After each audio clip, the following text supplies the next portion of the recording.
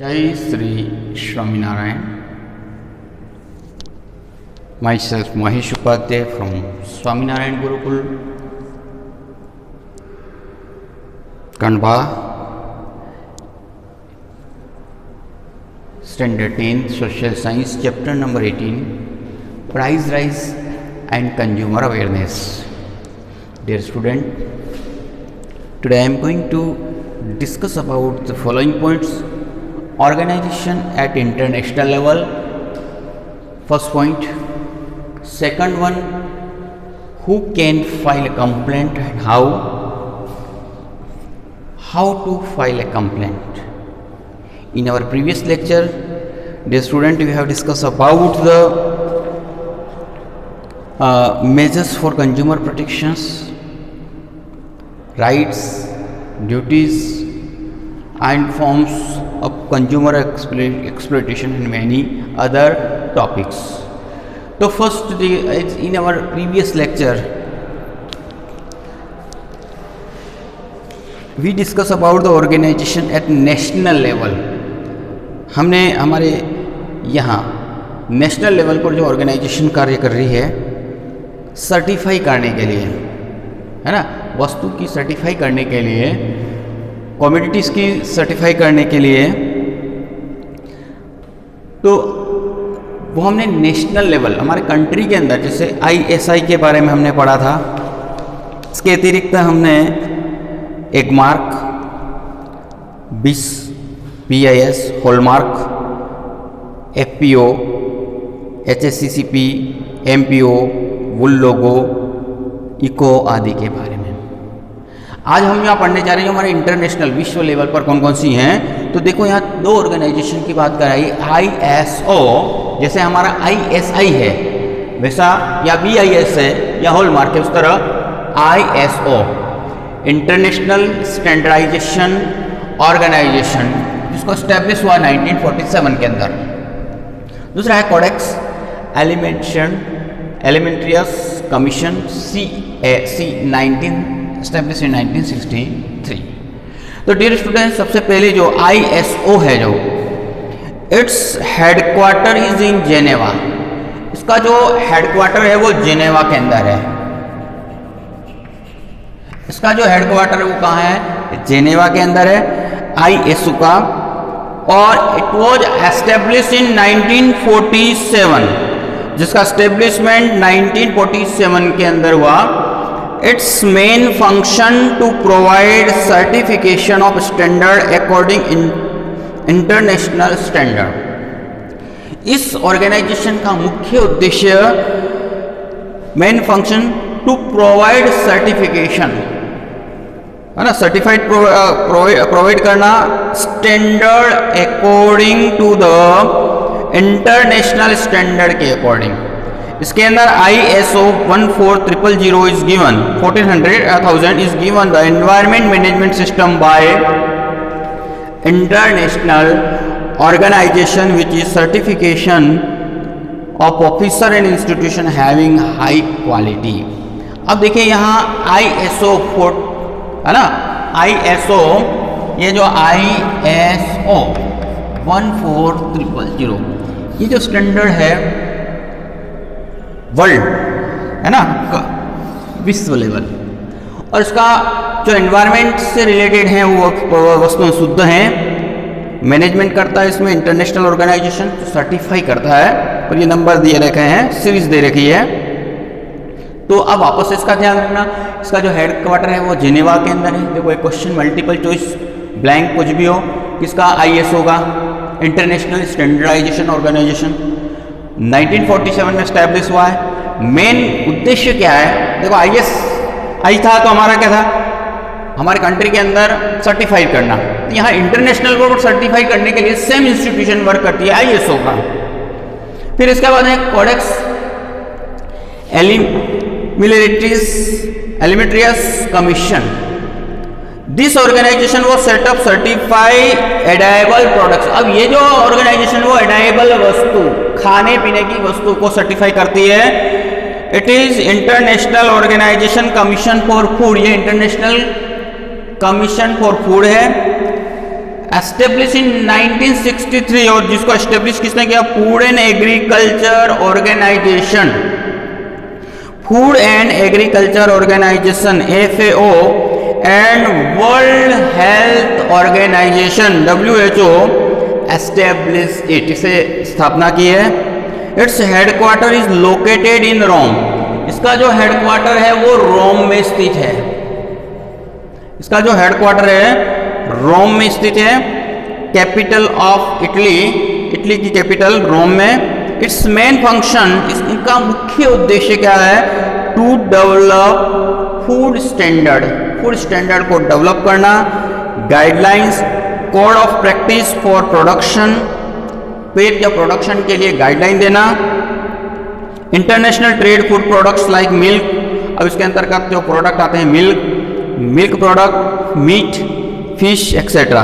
The job work of containing ISO is done by BIS India, India के अंदर जो यह काम करता है वो BIS करता है, while directorate general of health service content CAS। तो जबकि डायरेक्टर जनरल जो होता है हेल्थ सर्विसेज का कॉन्टेक्ट CAC को कॉन्टेक्ट करता है। तो इस तरह हमने दो इंटरनेशनल, है ना, इंटरनेशनल जो मार्क स्टैंडर्डाइजेशन करने के लिए जो दो ऑर्गेनाइजेशन के नाम बताएं आपको, ISO और कोडेक्स एलिमेंट्रियस कमीशन। अब now who can file A complaint, देखो आज हमने कंज्यूमर को अधिकार दे दिया, सब कुछ दे दिया, अवेयर करने का भी प्रयास किया, लेकिन कौन कंप्लेन कर सकता है ना? तो सबसे पहला देखो कंज्यूमर हिमसेल्फ, एक तो कंज्यूमर जो खरीद करके लाया है ना, इमेजिन मैं खरीद करके कोई वस्तु लाया तो मैं डायरेक्टली आई कैन कंप्लेन। दूसरा सेकंड वन है central government, state government, government of union territories, कोई भी गवर्नमेंट, ठीक है, central government, state government and union territory. फिर कंज्यूमर सोसाइटी, कई बार कई लोग व्यक्तिगत नहीं जाते हैं, कंज्यूमर सोसाइटी के माध्यम से, company law and other prevailing law. फिर representative consumer, behalf of consumer on the matter of the interest of consumer. इसके बाद में देखिए यहाँ कई बार रिप्रेजेंटेटिव उनके प्रतिनिधि भी करते हैं, है ना। बिहाफ ऑफ कंज्यूमर, किसके बिहाफ पर? कंज्यूमर के बिहाफ पर, सीधा नहीं जा सकता है, बिहाफ ऑफ कंज्यूमर, है ना। कई बार हम लोग लिखते हैं जैसे behalf of the principal, principal की आज्ञा के, है ना।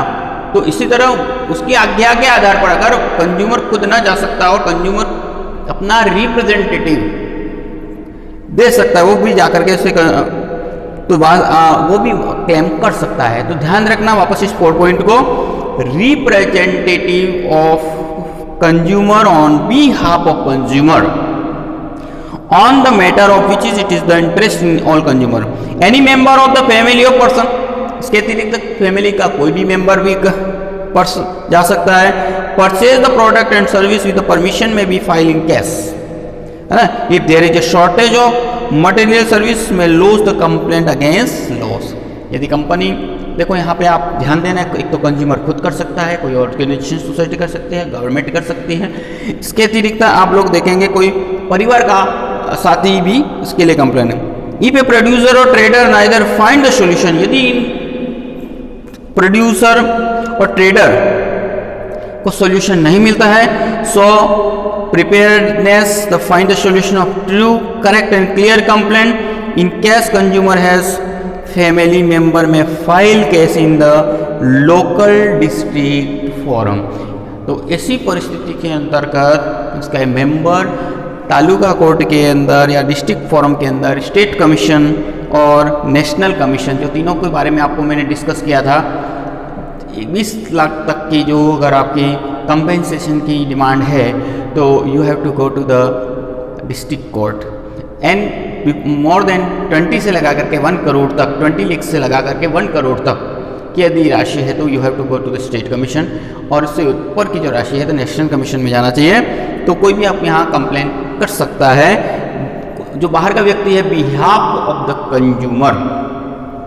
दे में कंप्लेन द सप्लाई कोर्ट, इसके अतिरिक्त सप्लाई कोर्ट को कंप्लेन कर सकते हैं। ऑफिस ऑफ मेट्रोलॉजी साइंस और weight measurements, consumer society, collector है ना, इसके बाद में ऑफिस के अंदर इस तरह आप कहीं पे भी कंप्लेन कर सकते हैं in cases of the any problems.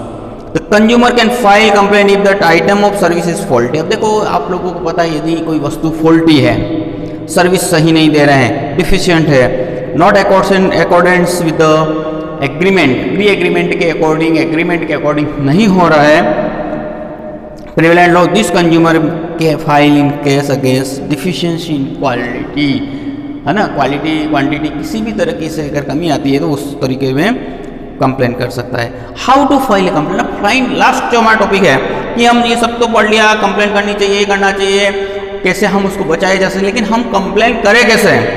तो देखिए it is very simple. A victim may file complaint simple and clear language. कोई भी विक्टिम है, विक्टिम बना हुआ है, वो व्यक्ति फाइल सिंपल और क्लियर शब्दों में, अच्छी भाषा में, है सिंपल और क्लियर लैंग्वेज होनी चाहिए। आइदर टाइप्ड हो और हैंड राइटिंग, टाइप किया हुआ हो या हैंड राइटिंग से लिखा हो, थ्रू द ईमेल के माध्यम से हो, लेकिन उसकी भाषा एकदम सही और सटीक होनी चाहिए। If victim goes to court through the lawyer, और यदि सीधा नहीं जाता और लॉयर के माध्यम से जाता है, देन ही नीड्स एफिडेविट, तो उसे एफिडेविट की जरूरत होती है। Name of applicant, address, applicant का नाम, उसके एड्रेस, है ना, उसका एड्रेस, और इसके बाद में contact number should be there in application, application में उससे संदर्भित जानकारी होनी चाहिए। Right detail description of complaint, इसके अतिरिक्त डिटेल डिस्क्रिप्शन होना चाहिए। Give the reason of complaint, complaint का कारण बताना चाहिए। Enclose copy of supportive documents, देखो जब भी हम एप्लीकेशन रखते हैं तो उसके साथ हमारे सपोर्टिव डॉक्यूमेंट्स होने चाहिए, उसके साथ गारंटी कार्ड, वारंटी कार्ड है तो वो भी होना चाहिए, रिसिप्ट होनी चाहिए, ठीक है। नेवर गिव ओरिजिनल, लेकिन हमको उसकी ओरिजिनल कॉपी नहीं देनी है। Enclose bill, receipt of payment, bill, receipt of payment. If the payment has been by cheque, यदि चेक के द्वारा पेमेंट किया गया है, then attach counter to give details of cheque, उसके अंदर हमें चेक का पूरा विवरण लिखना पड़ता है। Enclose the copy of condition mention by seller, कोई कॉपी जिसके अंदर सेलर के द्वारा कोई एडवर्टाइजमेंट है वगैरह दे रखा है, उसका प्रूफ, है ना, एडवर्टाइजमेंट है, पैम्पलेट है, इसके बाद में प्रोस्पेक्ट्स हैं, जो भी कुछ हैं वो उसे इसके साथ हमें ऐड करना चाहिए। कंप्लेंट में भी lodge in the consumer forum, है ना, and submitting appropriate fee as per amount of the compensation claim, compensation claim के आधार पर एक आवश्यक जो फीस है उसे भी भरना चाहिए। कंज्यूमर में lodge the complaint with 2 years of emergence, 2 साल के अंतर्गत वो भर सकता है कंप्लेंट।